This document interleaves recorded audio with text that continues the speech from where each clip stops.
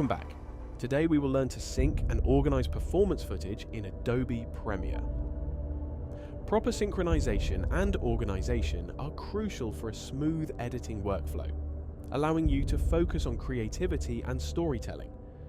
When your footage is well synced and organized, it's easier to find the clips you need and keep your project tidy. This helps you work faster and stay creative.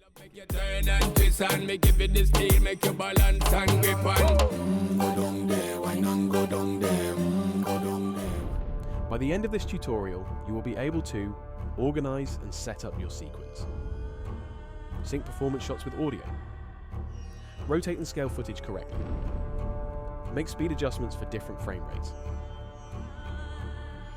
organize B-roll effectively.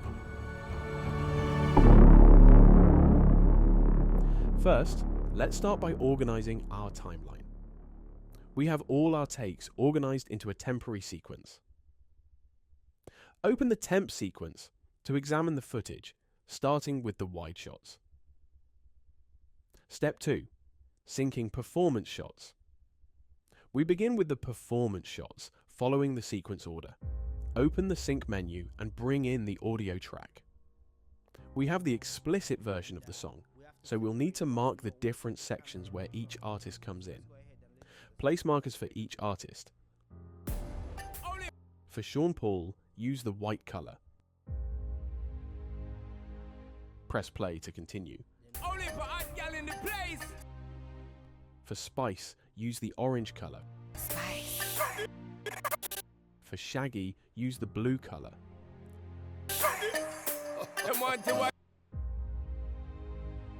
Sean Paul comes in again. Let's stay consistent and use the white color, of course. Let's go ahead and adjust our sequence so we have more real estate. Going forward, we won't really need to go back to the project panel unless the director asks for the project file or he sits with me and asks for a specific shot, and we will easily be able to locate it.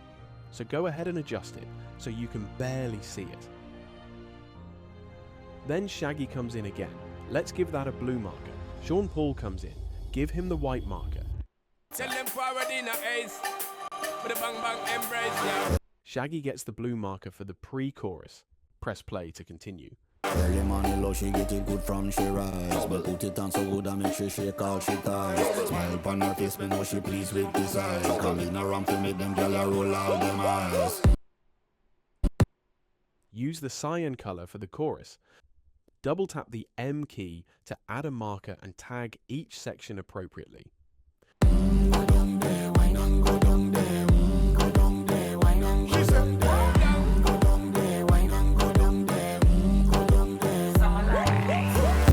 Continue this process throughout the track to organize the song's structure. Pause the video and take 5 minutes to place markers for each artist. Expert tip. Using consistent color coding helps you quickly navigate through your timeline and identify specific sections. Step 3. Adjusting the workspace to maximize your editing space. Adjust your workspace to have more real estate for the sequence. Minimize the project file section to focus on the timeline. This helps in maintaining a clear and organized workspace. Troubleshooting. Tip. If you find your workspace cluttered, consider customizing the layout to suit your needs. Alternatively, you can use the default layout.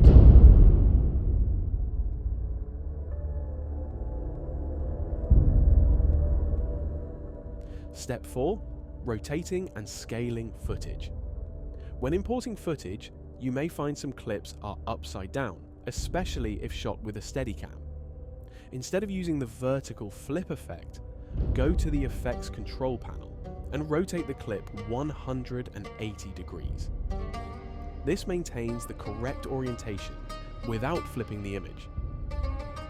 Right-click the clip and select Scale to Frame Size to ensure it fits the frame properly. Pause the video and take 5 minutes to rotate and scale your footage. Tip: Always check the orientation and scaling of your clips before proceeding to the next editing steps to ensure a consistent workflow. Expert tip 2. To ensure all shots are scaled correctly, select all shots in the temp sequence. Command+A on Mac, Ctrl+A on PC, right-click, and select Scale to Frame Size. If the option isn't checked, repeat the process. Step 5. Syncing speed adjustments. Speed adjustments may be necessary if the footage was shot at different frame rates. Use the Speed Duration settings, Command+R, to adjust the speed. For example, if shot at 48 FPS, speed it up by 200%. Pay attention to the artist's lips until she starts singing. As soon as you see her mouth open, that's likely her first word of the song. Line it up with the marker. In this case, we will line up Spice's first lip movement with the orange marker placed earlier. There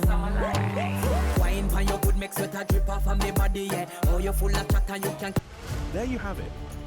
We don't have to work too hard. We know exactly where the verse starts, and all we have to do is drop it there. So, let's go ahead and watch a few more seconds of her performance. Keep up with me energy. What a epic night of it, embedded in your memory. Little bubble of it, treat it like a felony. Pause the video and take 10 minutes to sync and trim your footage. Alright, now go ahead and sync all your performance footage. Feel free to sub-clip whenever possible. If you see a shot where the artist is not performing but it's a good take, move that sub-clip into your select footage sequence. This way, you won't forget about those valuable beauty shots when you go through everything later. Always throw these good clips directly into the select footage sequence. By the time you finish sub-clipping, you should have at least 3-4 minutes of great beauty shots or slow motion shots of the artist that could have otherwise been overlooked. For instance, if you find a redundant clip of Spice looking nice and beautiful, or when she's doing something interesting during Shaggy or Sean Paul's performance, move it into the select footage sequence. Never leave usable B-roll in the performance sequence. It's called a performance sequence for a reason, and even if you try to go back and find it later, you're most likely not going to locate it. At the very least, place a marker to easily identify these shots. Your select footage sequence is where all your B-roll will be. You pull your B-roll from this sequence. Pause the video and take time to organize your footage. Place all performance shots where the artists are actually talking or singing into the performance sequence. Move the remaining beauty and dance shots into the select sequence. By the time you finish organizing, there should be no shots left in the temp sequence. You can then delete the temp sequence or move it into the archive bin. Tip: if the speed adjustments do not align correctly, double check the original frame rate of your footage and adjust accordingly. In music videos, the most common frame rates are 23.976, 48, and 60 FPS. When it's 48 FPS, multiply it by 200%. When it's 60 FPS, multiply it by 250%. Thank you for joining this tutorial. Stay tuned for more tips and tricks in our next lesson.